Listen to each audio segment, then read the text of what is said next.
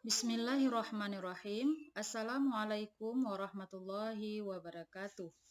Anak-anak semua, apa kabar? Semoga semuanya dalam keadaan sehat walafiat. Amin.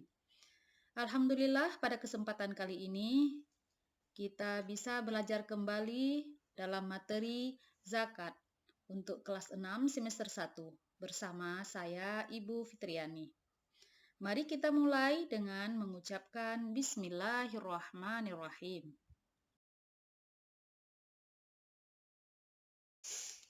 Zakat.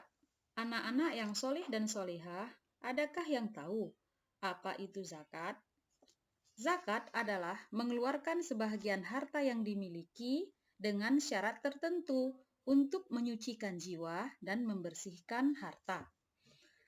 Nah, sebelum kita belajar lebih jauh tentang zakat, ada baiknya kita ketahui dulu. Zakat itu terbagi dua, yaitu zakat fitrah dan zakat mal. Anak-anak yang dirahmati Allah, materi yang akan kita pelajari pada kesempatan kali ini yaitu zakat fitrah, yang terdiri dari pengertian zakat fitrah, waktu mengeluarkan zakat fitrah, hukum zakat fitrah, jenis harta untuk zakat fitrah, besarnya zakat fitrah, dan syarat wajib zakat fitrah.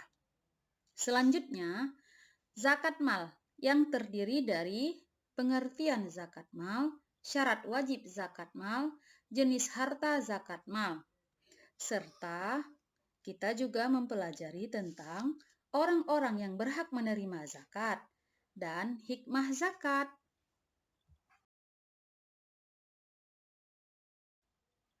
Pengertian zakat fitrah.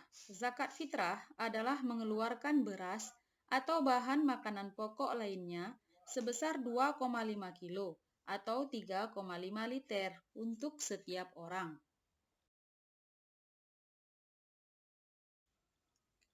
Selanjutnya, waktu mengeluarkan zakat fitrah. Dapat dilakukan mulai tanggal 1 Ramadan sampai menjelang sholat Idul Fitri. Namun, di antara rentang waktu yang sudah ditetapkan, yang paling utama atau wajib adalah menjelang sholat Idul Fitri. Sedangkan waktu pada awal Ramadan merupakan waktu yang dibolehkan atau mubah. Sedangkan membayar zakat setelah sholat Idul Fitri hukumnya haram, bukan dianggap zakat, melainkan sedekah biasa.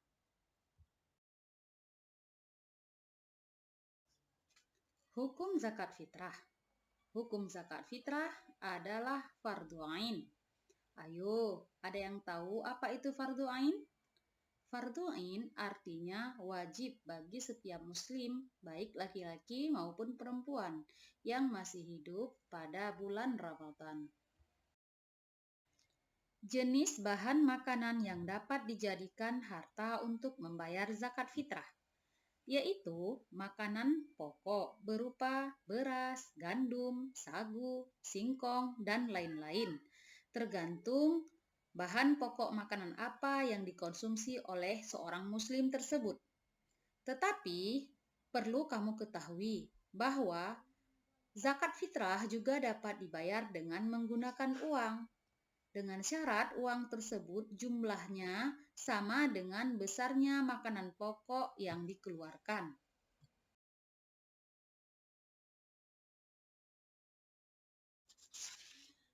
Nah, anak-anak, setelah mengetahui jenis harta yang dapat dijadikan zakat fitrah, selanjutnya kamu juga harus mengetahui besarnya zakat fitrah yang harus dikeluarkan untuk setiap orang atau satu jiwa, yaitu sebesar 2,5 kg atau 3,5 liter.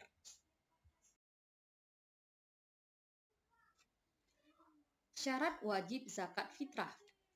Anak-anak yang solih dan solihah, orang yang wajib mengeluarkan zakat fitrah yaitu 1. Beragama Islam, laki-laki dan perempuan sejak usia bayi, anak-anak atau lanjut usia. 2. Memiliki penghasilan yang cukup untuk kebutuhan sehari-hari. Zakat fitrah untuk anak-anak menjadi tanggung jawab orang tua mereka. 3. Orang itu masih hidup sampai akhir Ramadan. Zakat mal. Pengertian zakat mal. Anak-anak, ada yang tahu apa itu zakat mal? Zakat mal adalah membersihkan harta dengan mengeluarkan sebahagian kecil dari harta yang dimiliki oleh seorang muslim untuk diberikan kepada orang-orang yang berhak menerimanya, sesuai dengan ketentuan syariat Islam.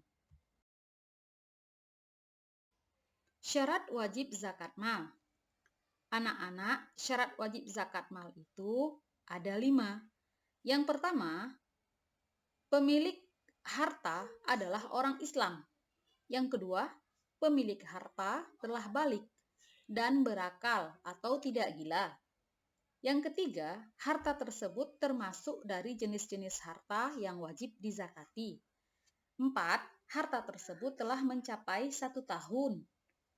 5, harta tersebut milik sendiri.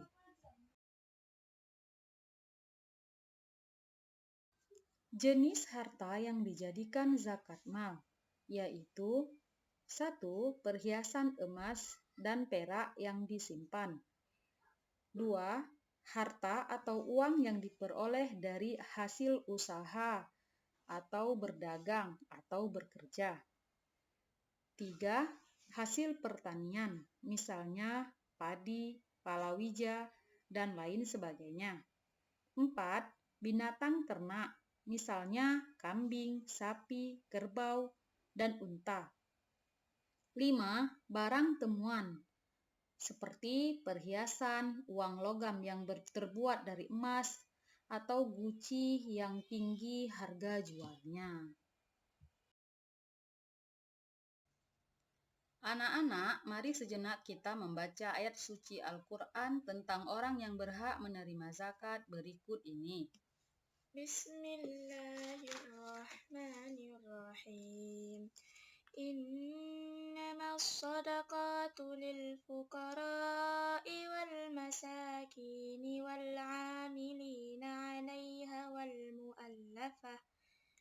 والمؤلفة قلوبهم وفي الرقاب والغارمين وفي سبيل الله وابن السبيل فريضة من الله والله عليم حكيم. Artinya, sesungguhnya zakat itu hanyalah untuk orang-orang fakir, orang miskin, amil zakat, yang dilunakkan hatinya atau mu'alaf, untuk memerdekakan hamba sahaya, untuk membebaskan orang yang berhutang, untuk jalan Allah Subhanahu wa Ta'ala, dan untuk orang yang sedang dalam perjalanan sebagai kewajiban dari Allah Subhanahu wa Ta'ala. Allah Subhanahu wa Ta'ala Maha Mengetahui, Maha Bijaksana. 8 golongan orang yang berhak menerima zakat. Yang pertama, fakir, yaitu orang yang amat sengsara hidupnya, tidak mempunyai tenaga dan harta untuk memenuhi kebutuhan hidupnya. 2. Miskin, yaitu orang yang tidak cukup penghasilan untuk memenuhi kebutuhan sehari-hari. 3. Amil, yaitu orang yang diberi tugas untuk mengumpulkan dan membagikan zakat. 4. Mu'alaf, yaitu orang yang baru masuk Islam, yang imannya masih lemah. 5. Ghorim, yaitu orang yang berhutang karena untuk kepentingan yang bukan maksiat, dan ia tidak sanggup membayarnya. Orang yang berhutang untuk memelihara persatuan umat Islam. 6. Fisabilillah, yaitu orang yang berjuang untuk keperluan pertahanan Islam.